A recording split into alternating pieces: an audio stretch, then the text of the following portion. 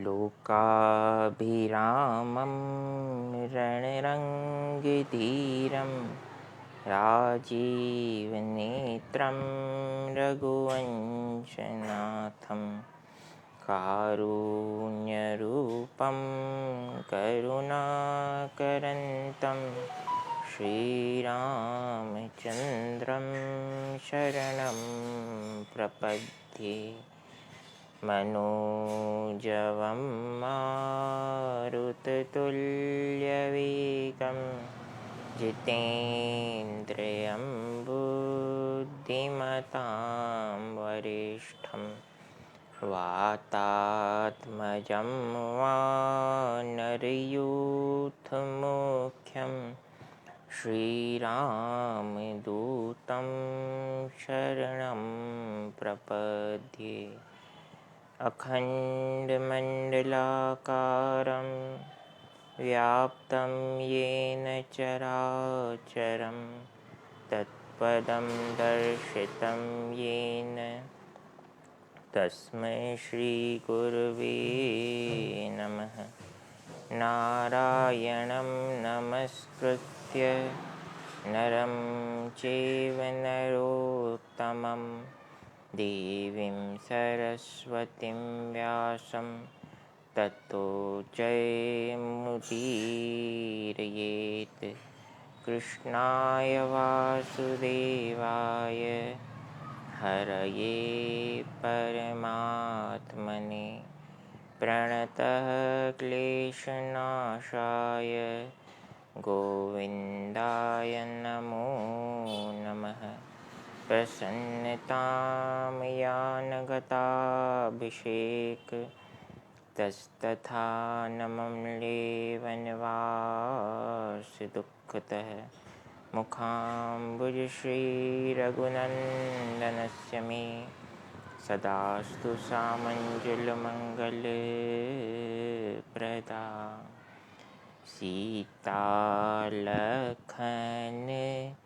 समेत प्रभु नील जलद तन श्याम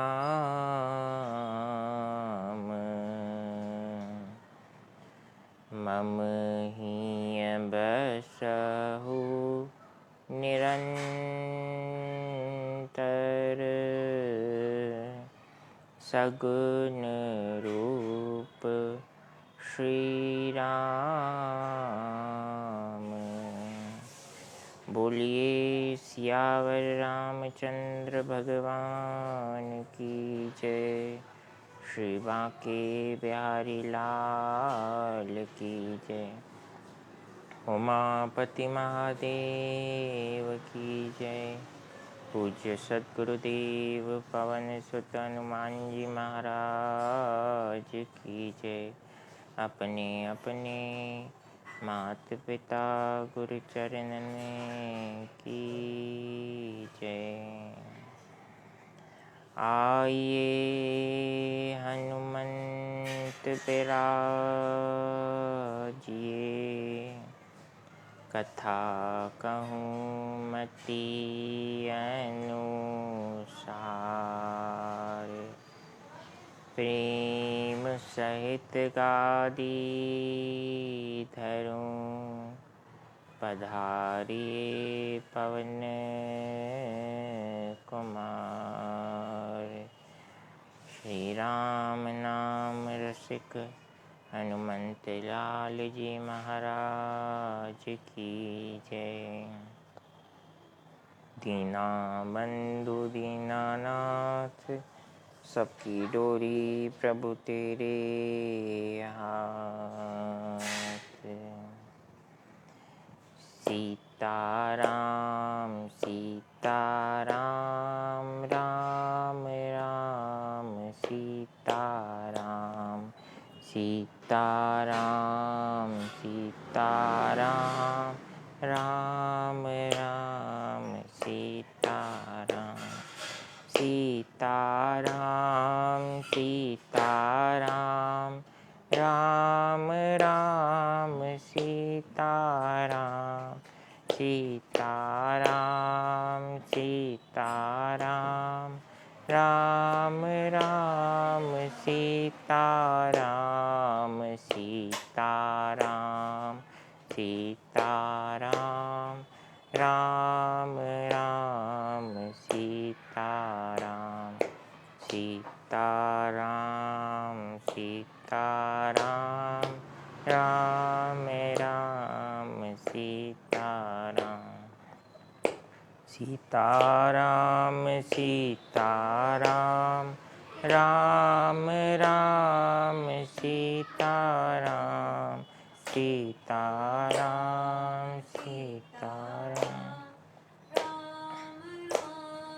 सीताराम सीताराम सीताराम राम राम सीताराम सीताराम सीताराम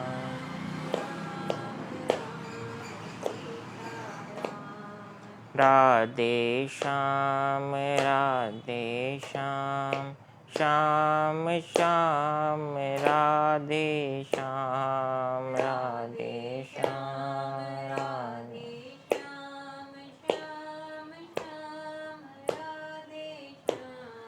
राधे श्याम राधे श्याम श्याम श्याम राधे श्याम राधे श्याम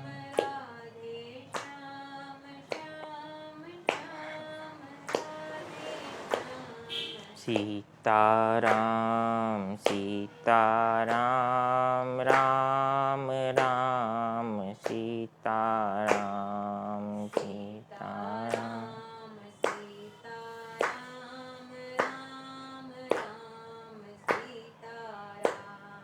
सीताराम सीताराम राम राम सीताराम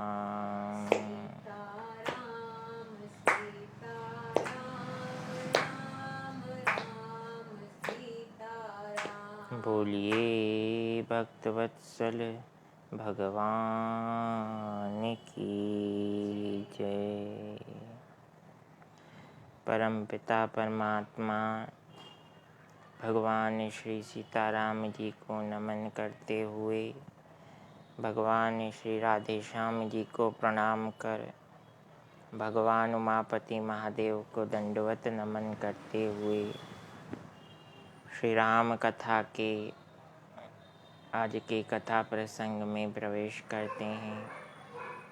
हनुमान जी महाराज माता सीता का आशीर्वाद प्राप्त कर अशोक वाटिका को नष्ट भ्रष्ट कर लंका को अग्नि के सुपुर्द कर समुद्र लंघन करते हुए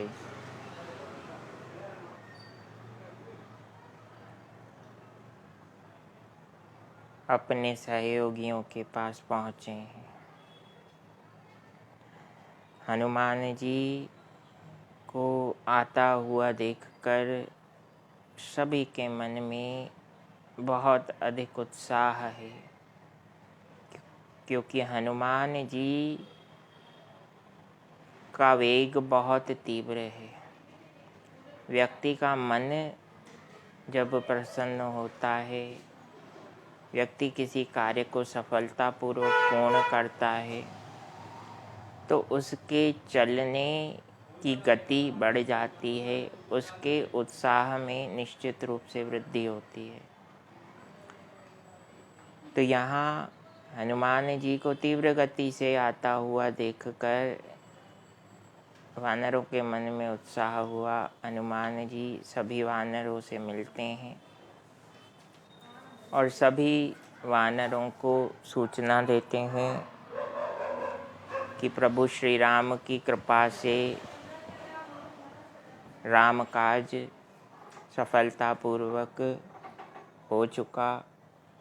मुझे भक्ति स्वरूपा माता सीता का दर्शन भी हुआ और प्रभु के आज्ञानुसार मैंने अपना कार्य किया भी है। सभी वानर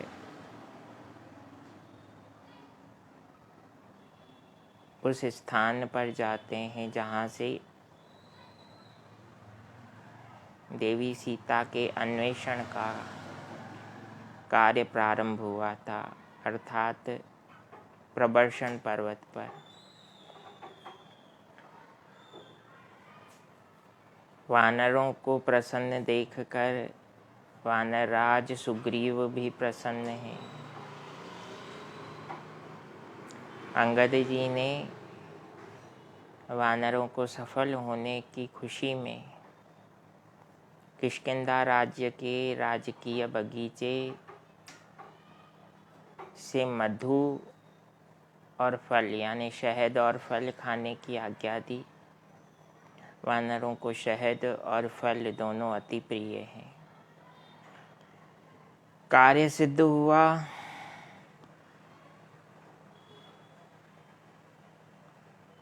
और बगीचे से फल तथा शहद वानर खा रहे हैं, यह सूचना वानरराज सुग्रीव को ज्ञात हुई। तो वानरराज समझ गए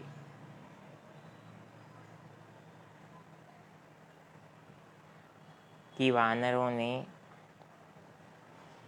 मेरी आज्ञा के अनुसार देवी सीता की खोज कर ली है, इसीलिए वे प्रसन्न होकर कंदमूल फल खा रहे हैं। अन्यथा अगर सफल नहीं होते तो वे राजकीय बगीचे के फल फूल और शहद को नहीं खाते। सभी वानरराज सुग्रीव से मिले। वानरराज सुग्रीव सभी वानरों से, जामवंत जी से प्रेम पूर्वक मिले हैं। एक अच्छे नेतृत्वकर्ता में कैसा गुण होता है, कैसे वो एक एक सहयोगी से व्यवहार करता है, मिलता है, यह वानरराज सुग्रीव के व्यवहार से हमें जानने को मिलता है। तो सुग्रीव सबका सम्मान करते हैं और सबको प्रभु श्री राम और लक्ष्मण जी के पास ले चलते हैं।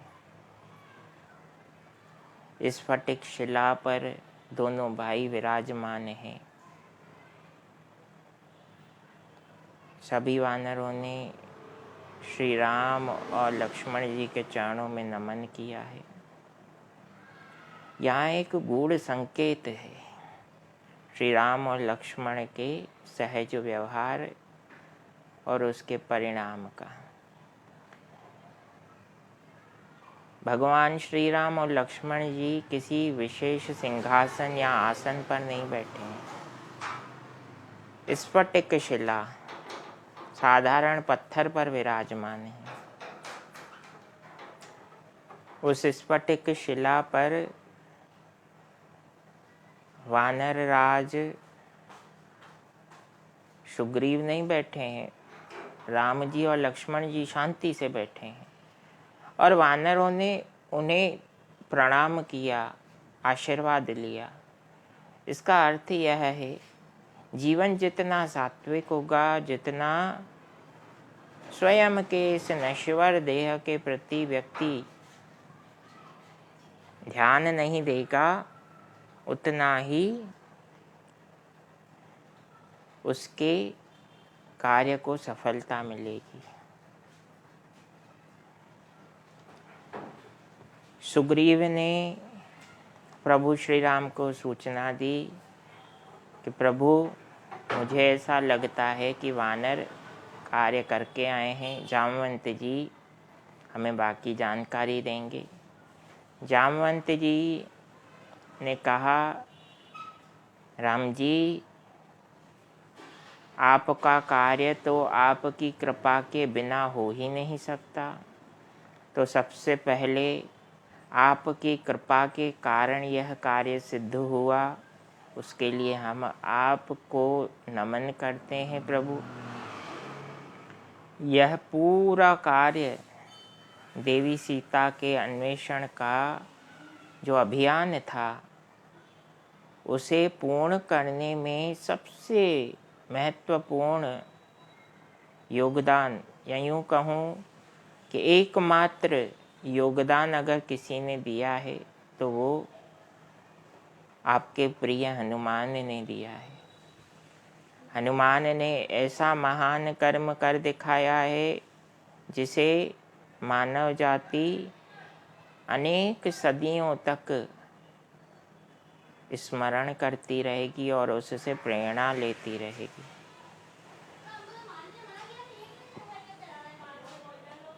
हनुमान जी की ओर प्रभु श्री राम का ध्यान गया। हनुमान जी श्री राम के चरणों में विराजे हुए हैं, दंडवत नमन करते हैं। श्री राम सद्गुरुदेव हनुमान को उठाते हैं और अपने हृदय से, अपने सीने से लगा लेते हैं। हनुमान जी ने प्रभु श्री राम द्वारा आलिंगन किए जाने पर सद्गुरुदेव हनुमान जी की आँखों से आंसू, प्रेमाश्रु निकले हैं और यह कथा सुनाते हुए माता पार्वती के समक्ष कुछ क्षण के लिए भगवान शिव शंकर को भी समाधि लग गई, क्योंकि हनुमान रुद्रावतार हैं। सद्गुरुदेव पवन सुत हनुमान जी को प्रभु श्री राम ने अपने निकट बैठाया और कहा,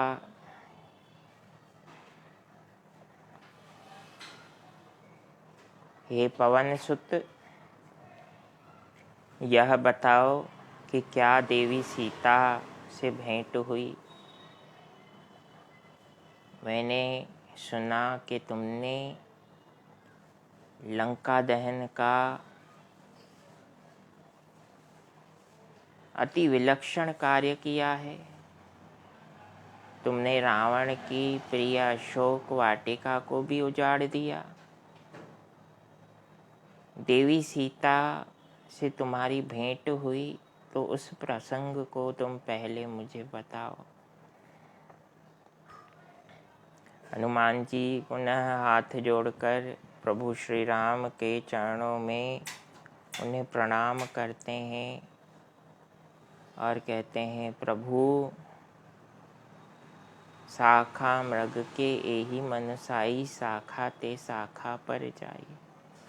मैं तो प्रभु साधारण वानर हूँ, मुझ में कोई विशेष सामर्थ्य नहीं है, शक्ति नहीं है। जो भी हुआ है, जो भी कार्य सिद्ध दिखाई दे रहा है, वो सब आपके प्रताप और आपकी कृपा से ही हुआ है।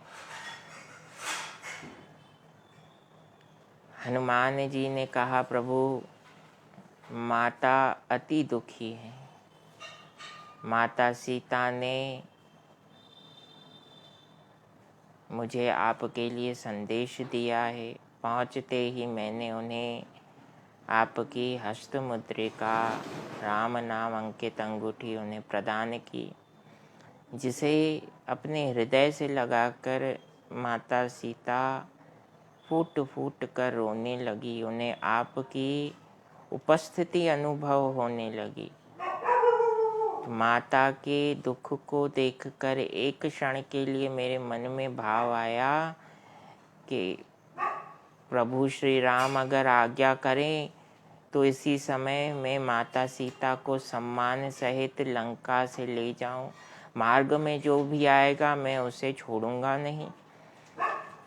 अगले ही क्षण मुझे जामवंत जी के विचार स्मरण हुए। बाबा जामवंत ने समुद्र किनारे से जाते समय मुझे कहा था कि इतना करहु तात तुम जाई, सीत ही देखी कहहु सुधि आई। आप उतना ही कीजिए जितना राम जी ने आदेश किया है। माता का संदेश लेकर आना है और उन्हें वह संदेश देना है जो आपको प्रभु ने दिया है। हनुमान जी ने किसी को भी वह संदेश नहीं बताया है कि राम जी ने क्या कहा। माता के लिए जीव को सदैव ध्यान रखना चाहिए कि हर बात सभी को नहीं बता सकते।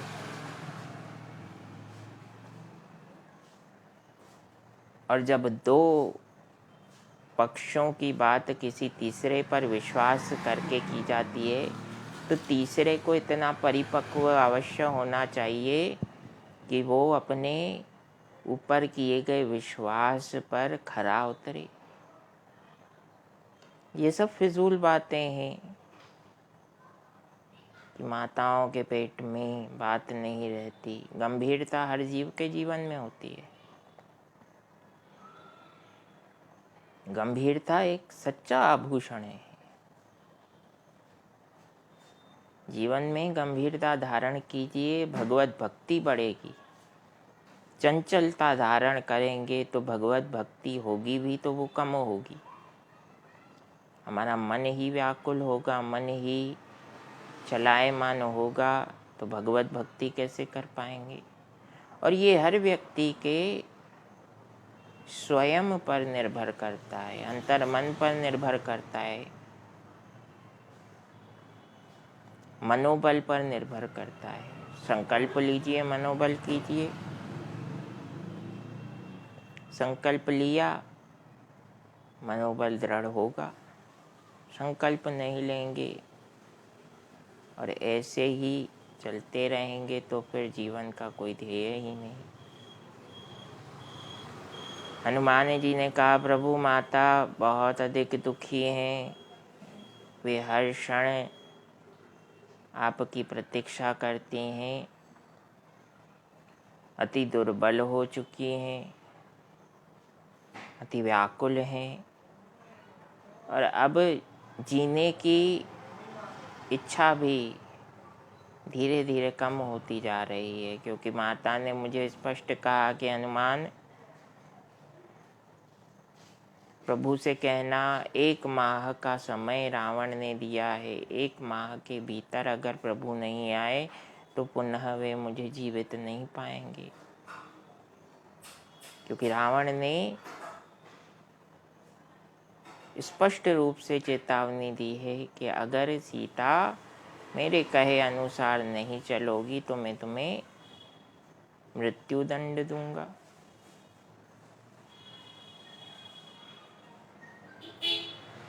राम जी पूछने लगे कि हनुमान यह बताओ, अपने प्राणों की रक्षा देवी सीता राक्षसों के गढ़ में किस प्रकार से करती हैं। रहती करती रक्षा स्व प्राण की।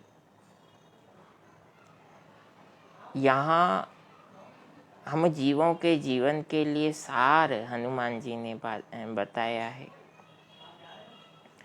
नाम पाहरु दिवस निसी, ध्यान तुम्हार कपाट, लोचन निज पद जंत्रित, जाहि प्राण के ही बाट।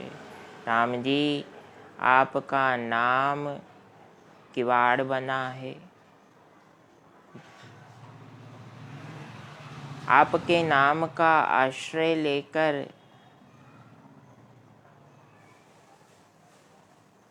माता सीता दिन रात राम राम नाम का स्मरण करती हैं, इसीलिए उन्हें एक आत्मबल प्राप्त हुआ है। जिस आत्मबल रूपी कवच को संसार का कोई भी राक्षस ध्वस्त नहीं कर सकता। राक्षस यानी नकारात्मक शक्तियाँ, राक्षस यानी नकारात्मक विचार, राक्षस यानी नकारात्मक लोग। आप राम राम का आश्रय लीजिए, संसार के किसी नकारात्मक जीव में इतनी शक्ति नहीं कि वो राम नाम को भेद सके। राम नाम उसे अवश्य भेद देगा। अमोघ है राम नाम, किंतु विश्वास करना हम जीवों पर निर्भर करता है। हनुमान जी कहने लगे, ध्यान तुम्हारे कपाट। आपका ध्यान सदैव माता सीता करती रहती हैं और वो कपाट है। लोचन निज पद जंत्रित, माता के आँखें सदैव अपने चरणों में लगी रहती हैं, वो सामने नहीं देखती कौन आया है। हम जीव भगवान की कथा करें, भगवान के सदशास्त्रों को पढ़ें या भगवत भजन करें, थोड़ा सा आवाज़ होगा तो इधर उधर ताकेंगे, क्या हुआ क्या हुआ। माता सीता सामने देखती ही नहीं। लोचन निज पद जंत्रित, अपने चरणों की ओर निहारती हैं, आपका राम राम नाम जपती हैं, श्री राम कहती हैं।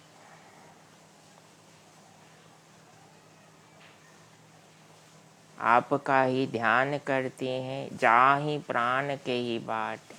जब जीवन में व्यक्ति के हर इंद्रिय में राम जी आपका वास हो जाए तो फिर प्राण कहाँ से जाएंगे। इस प्रकार से आपके ही नाम के प्रताप से माता जानकी अपने प्राणों की रक्षा लंका में करती हैं। प्रभु, मेरा बस यही निवेदन है आपसे कि अब देर मत कीजिए राघव, क्योंकि माता के दुख को देखकर मुझे भी अति दुख है। राम जी कहने लगे, मन से, वचन से और कर्म से जिस जीव को मेरे राम नाम का आश्रय है, हनुमान मुझे बताओ, स्वप्न में भी उसका अहित करने का सामर्थ्य किस में है। बड़ी गहरी बात राम जी ने कही है यहाँ। कई लोग कहते हैं राम जी ने नहीं कही, रामचरितमानस तो गोस्वामी तुलसीदास जी ने लिखा है ना। नहीं, ये बात राम जी ने ही कही है। जाकी रही भावना जैसी, प्रभु मूर्ति देखी तन तैसी। तो सबकी अपनी भावना है। हमारी भावना है राम जी ने कहा है, माता सीता ने कहा है, हनुमान जी ने कहा है। प्रभु श्री राम कहते हैं, जिस जीव को मन वचन कर्म से मुझ पर विश्वास है, वो मेरे आश्रित है, उसे स्वप्न में भी कोई दुख देने के बारे में विचार भी नहीं कर सकता। अगर करेगा तो उल्टा उस पर ही पड़ती है बंधु।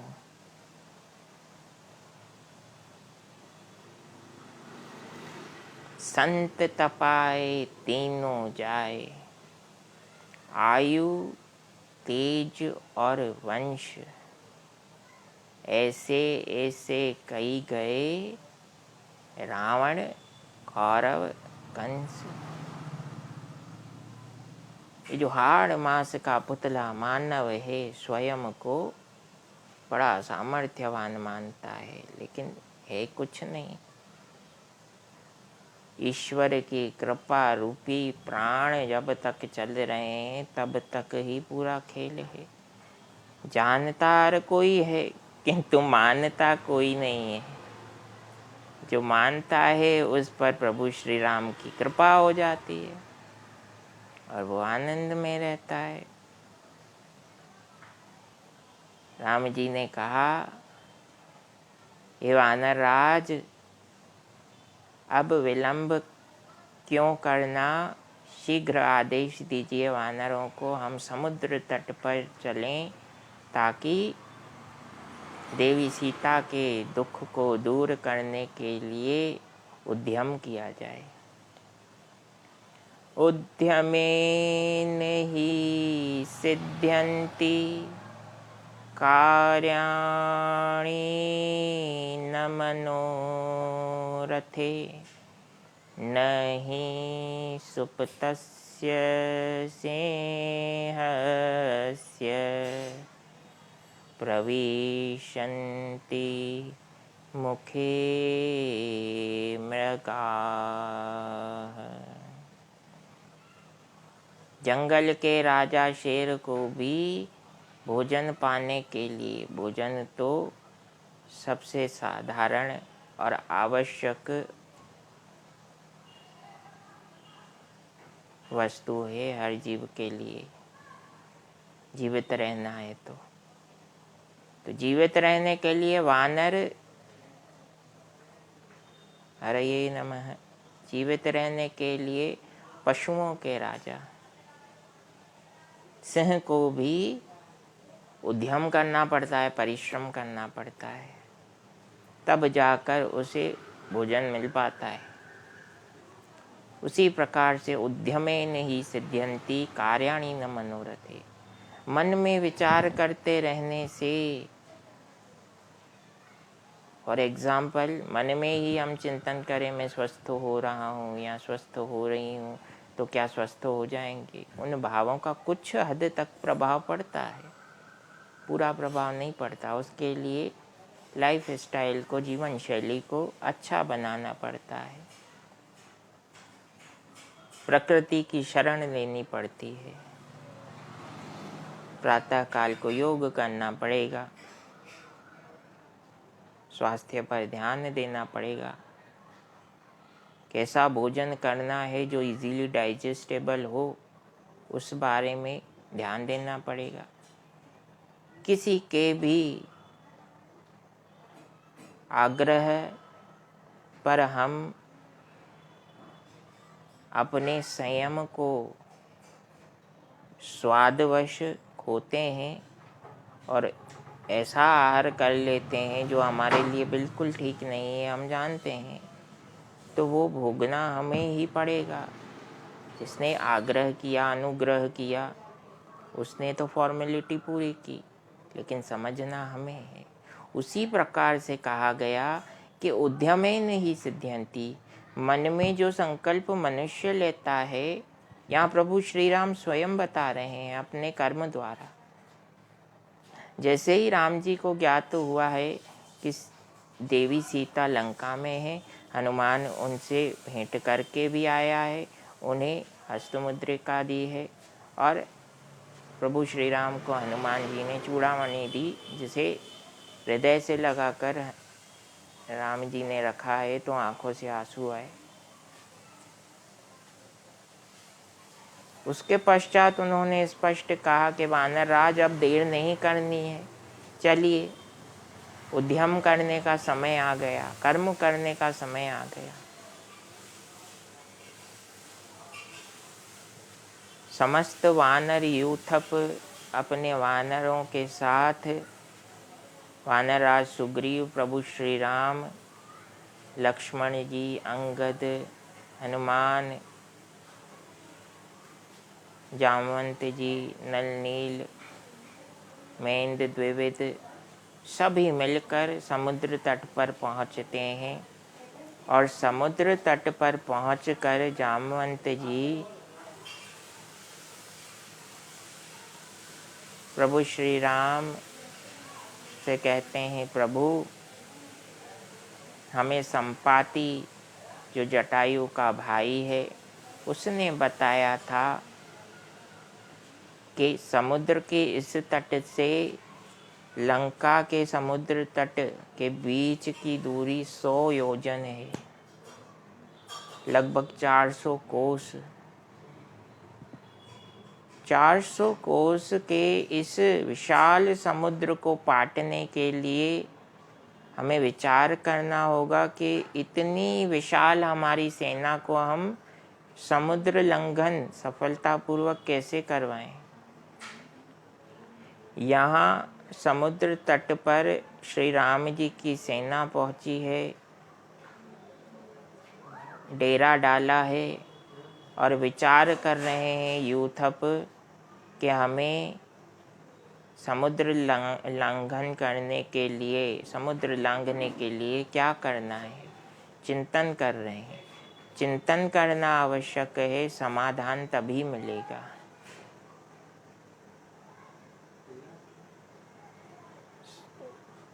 हनुमान जी शांत हो गए क्योंकि हनुमान जी का कार्य तो पूर्ण हो गया। अब राम जी अपने सहयोगियों के साथ सोच विचार कर रहे हैं कि क्या करें। यहाँ राम जी की सेना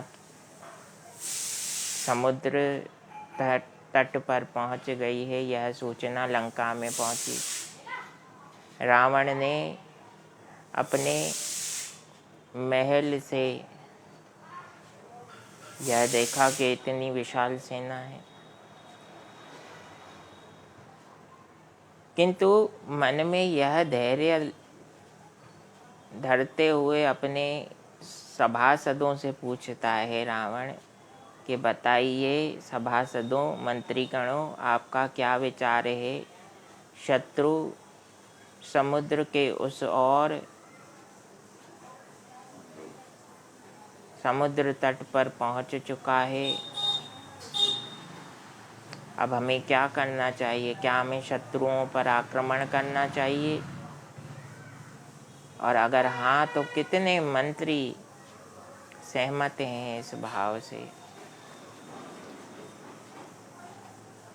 तो किसी ने कहा, प्रभु सबसे पहले हमें यह तो ज्ञात हो कि राम की सेना में कितने उसके सहयोगी हैं, उनकी शक्ति क्या है, कितने सैनिक हैं, कितने उसमें युद्ध विशारद हैं, निपुण हैं, और कितने नौसिखिए हैं। जब तक हमें यह ज्ञात नहीं होगा कि शत्रु की शक्ति कितनी है, तो तब तक हम क्या सुझाव दे पाएंगे। लेकिन उन्हीं मंत्रियों में से कुछ ऐसे ठक्कुर सुहाती बातें करने वाले, वाहवाही करने वाले मंत्री भी थे जिन्होंने कहा, महाराज आप बेवजह चिंता कर रहे हैं, वानरों को परिश्रम करने दीजिए। जब देवताओं को आपने सहज रूप से पराजित कर लिया तो वानर और मानव मिलकर क्या कर लेंगे? मस्ती कर ही रहे हो, आप शांति से बैठ जाएं। जब किसी को उसके अधीनस्थ ऐसा कहें कि आप शांति से निश्चिंत होकर बैठ जाएं, तो समझ लीजिए महाशत्रु है वह जीव आपका। शांति से बैठ जाओ। अरे उद्यम करना तो मनुष्य का कार्य है ना, परिश्रम करना तो जीव का कार्य है। शांति से बैठना जीव का कार्य नहीं है। तो रावण अब अपनी गलतियों को ढकने के लिए हाँ में ला रहा है। ठीक है, जैसा कहे मंत्रीगण।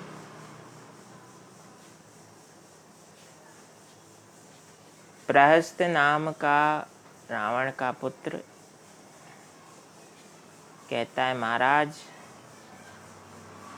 इन ठक्कुर सुहाती बातें कहने वाले मंत्री गणों की बातों में मत आइए। ये मंत्री गण बड़ी बड़ी बातें करते हैं, किंतु जब एक अकेला वानर लंका दहन कर रहा था उस समय इनमें से किसी ने भी उस वानर को पकड़ के भक्षण क्यों नहीं किया?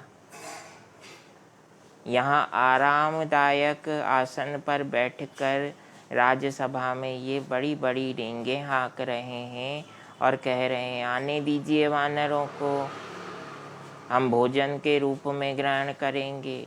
जब एक से नहीं निभ सकी, एक को नहीं झेल सके, तो इतनी बड़ी विशाल सेना आएगी तो कैसे संभालेंगे? थोड़ा चिंतन कीजिए महाराज।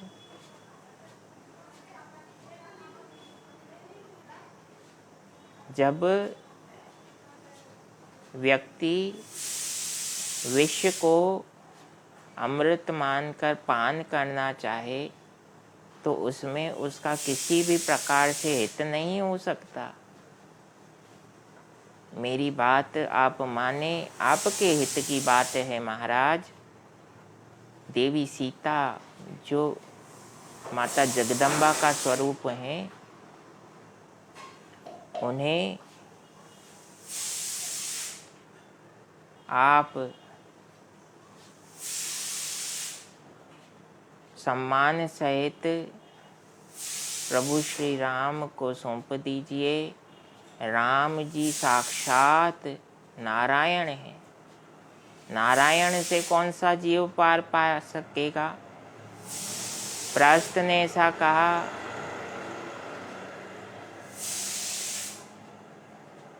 प्रहस्त को डांटते फटकारते हुए रावण ने कहा, मेरी सभा में बैठना है तो वही सुझाव देना पड़ेगा जो मेरे लिए हितकर है। शत्रु की जय जयकार सुनना मुझे पसंद नहीं है। प्रहस्त ने कहा, महाराज तभी राक्षसों का अहित होता ही जा रहा है, क्योंकि आप सच सुनना नहीं चाहते और मैं आपका अहित देखना नहीं चाहता। प्रहस्त ने हाथ जोड़े और विदा मांगी, सभा से चला गया। जब जीव के जीवन में उसके अपने घर के सदस्यों द्वारा उसे हित बताया जाए और वो उस अपने हित की बात को न सुनकर दूसरों की बातों पर चलने लगे तो समझिए समय अच्छा नहीं चल रहा है, क्योंकि घर के बाहर के लोग आपका हित नहीं सोचेंगे, परिवार ही सोच सकता है। रावण ने अपने सेनापति से पूछा, कितने योद्धा हैं? इसका अन्वेषण करने के लिए दूतों को भेजो।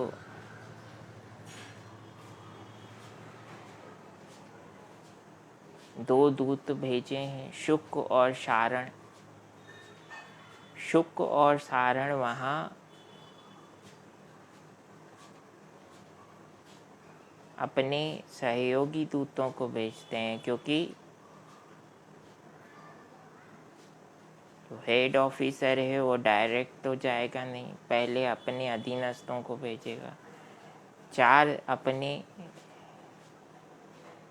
राक्षस गुप्तचरों को भेजा है, वे जांच पड़ताल करने गए।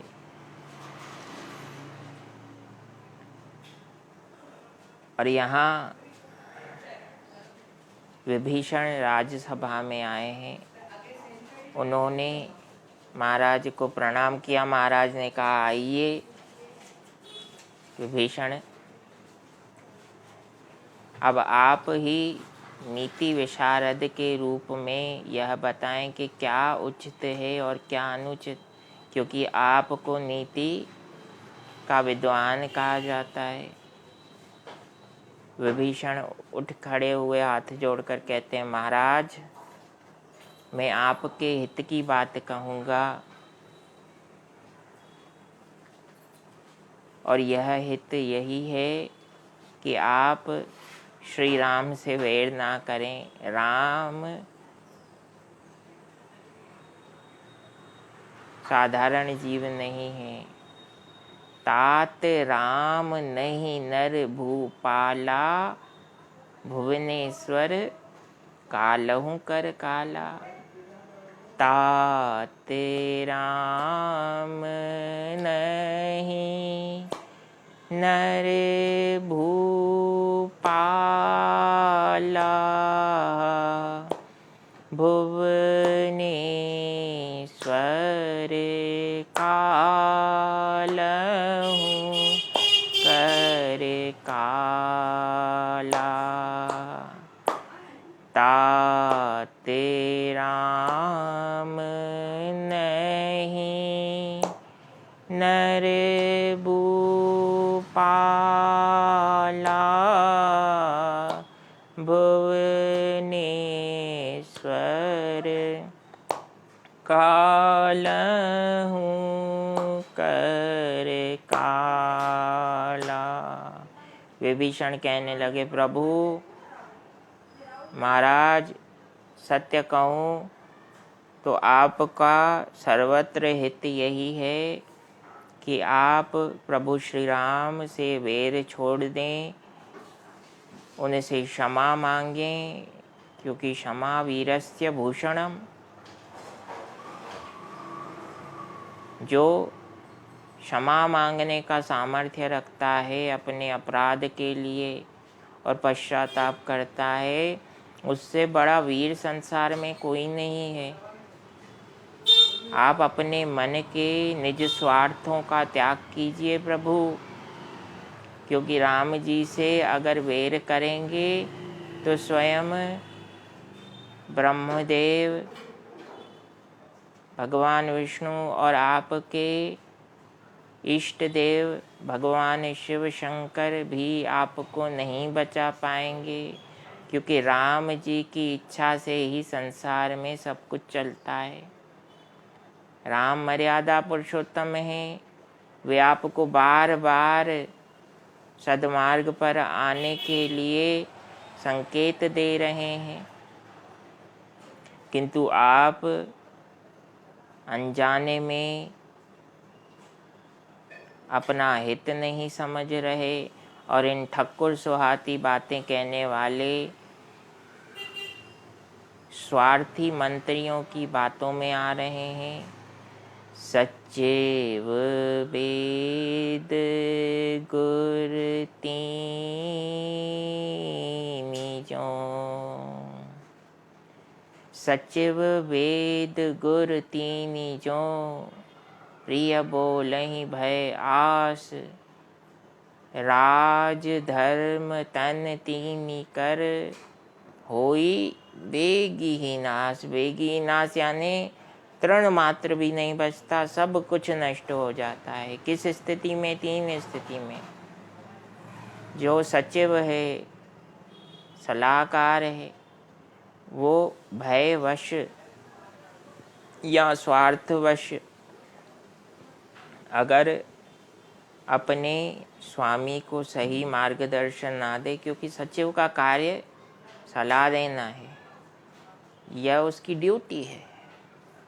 कोई अपने कर्तव्य को नहीं निभाएगा तो नुकसान कैसे होगा? जिसने उसे कार्य पर रखा है। तो सचिव जब सही सुझाव नहीं देता तो राज्य को नुकसान होता है। वैद्य अर्थात डॉक्टर सही सुझाव नहीं देता तो नुकसान किसे? जो पथ्य चाहता है, जो रुग्ण जीवन जी रहा है, रोगी है, उसे शारीरिक नुकसान होता है।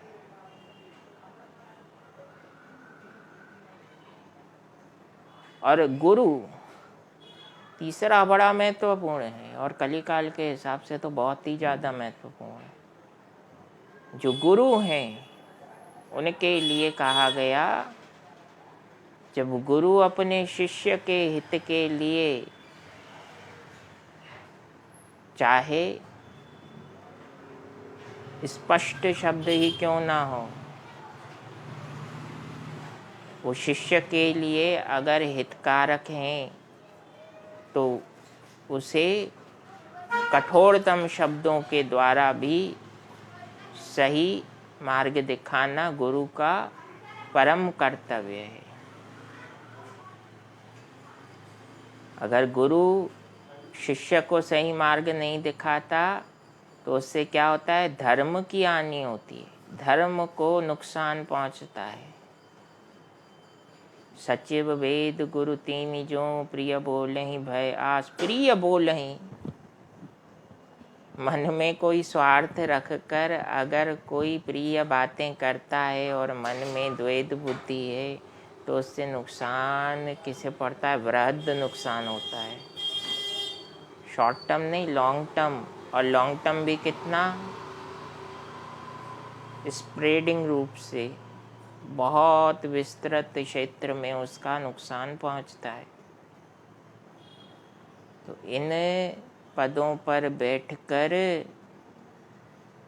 जो जीव अपने पद के विपरीत कार्य करता है तो उससे नुकसान होता है। रावण ने विभीषण का अनादर किया है, सभा से बाहर निकाल दिया। विभीषण प्रभु श्री राम के पास आ रहे हैं। विभीषण अपने मंत्रियों से कहते हैं, मित्रों, आज मैं उन चराचर नाथ प्रभु श्री राम का दर्शन करने का सौभाग्य पा रहा हूँ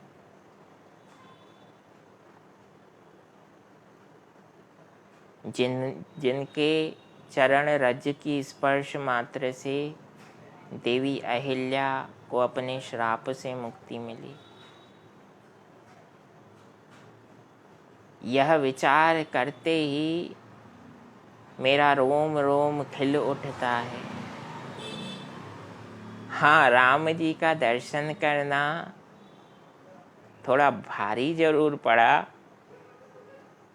क्योंकि राम दर्शन करने के लिए मुझे अपने घर से, अपने प्रजा से, अपनों से भी धक्के मारकर बाहर निकाल दिया।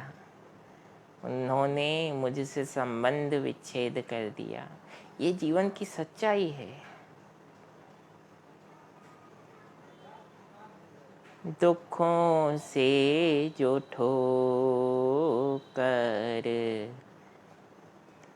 खाई न होती, दुखों से जो ठोकर खाई न होती, तुम्हारी मधुर याद आई न होती, दुखों से जो ठोकर खाई न होती, जो प्राणी जगत का निरादर न पाता, कभी भी न लगता ये कटु नेह नाता, जो मित्रों के जग से विदाई न होती,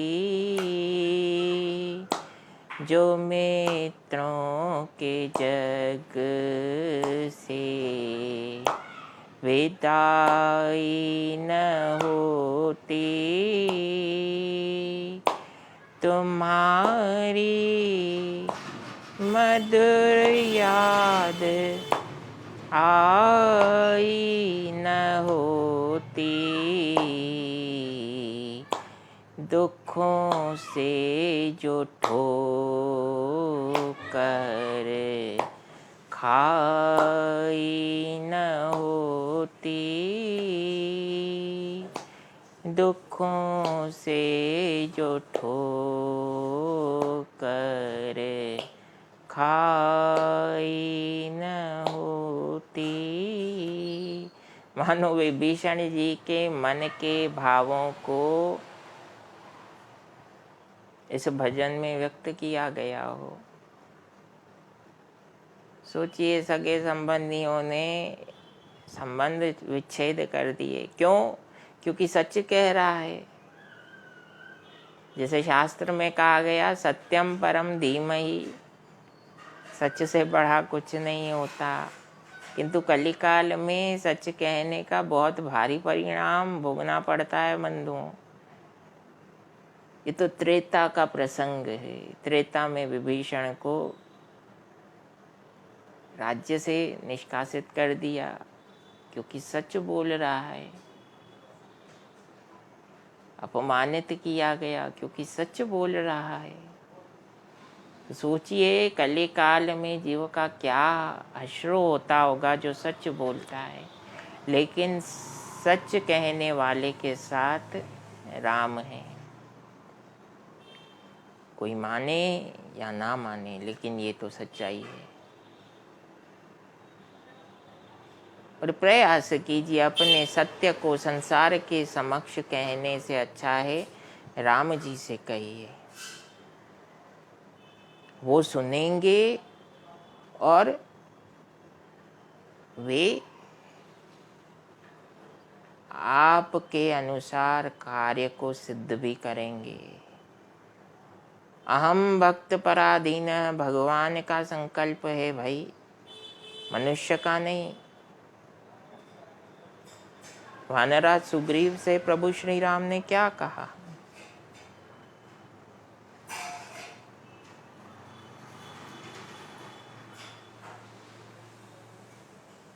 जो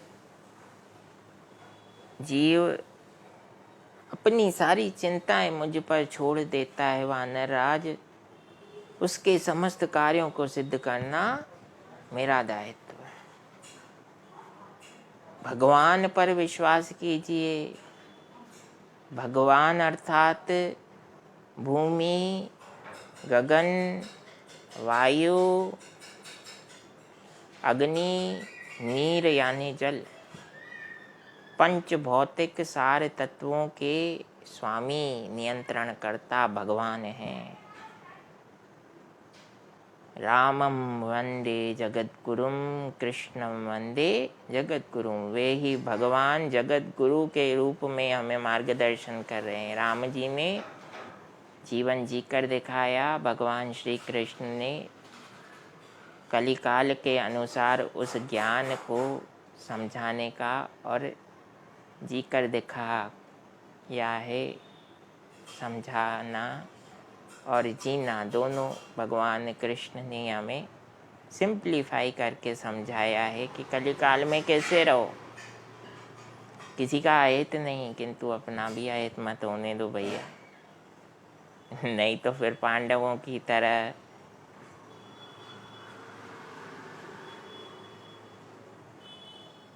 वनवास, अज्ञातवास का जीवन जीजिए। यह करने तो जीव नहीं आया है ना। भगवत भक्ति में विश्वास रखिए और अपने कर्म में दृढ़ रहिए। बाकी कार्य राम जी का। हम राम जी के राम जी हमारे, हम राम जी के राम जी हमारे, हम राम जी के राम जी हमारे, हम राम जी के राम जी हमारे, हम राम जी के राम जी हमारे, हम राम जी के राम जी हमारे, हम राम जी के राम जी हमारे, हम राम जी के राम जी हमारे हैं। विभीषण समुद्र लंघन करते हुए समुद्र तट पर पहुँचे हैं, जहाँ वानर सेना का ठहराव है।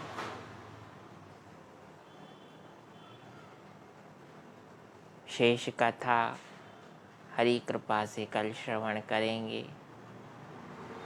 कथा विसर्जन होत है, सुनहु वीर हनुमान, राम लक्ष्मण जानकी, सदा करहु कल्याण। सियावर रामचंद्र भगवान की जय, श्री बांके बिहारी लाल की जय। उमापति महादेव की जय। पूज्य सद्गुरुदेव पवन सुत हनुमान जी महाराज की जय। अपने अपने मात पिता गुरु चरणन की जय। ओम नमः पार्वती पतये, हर हर महादेव शंभो। हरे कृष्ण कृष्ण कृष्ण हरे हरे, हरे राम राम राम हरे हरे। हरे कृष्ण कृष्ण कृष्ण हरे हरे, हरे राम राम राम हरे हरे। हरे कृष्ण कृष्ण कृष्ण हरे हरे, हरे राम राम राम हरे हरे।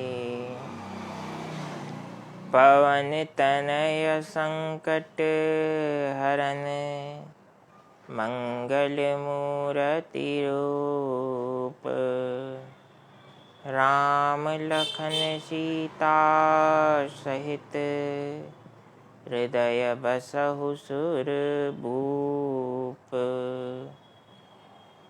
लाल देह लाली लसी, अरुधरि लाल लंगूर, वज्र देह दानव दलन, जय जय जय कपीसूर। सियावर रामचंद्र की जय। दीना बंधु दीनानाथ, सबकी डोरी प्रभु तेरे हाथ। इति श्री सीतारामाय श्री राधे कृष्णाय श्री गौरी शंकराय चरण कमलेभ्यो अर्पणमस्तु। ओम शिवाय नमस्तुभ्यं। ओम शिवाय नमस्तुभ्यं। ओम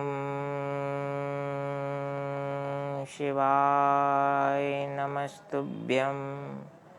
ओम शांति शांति शांति।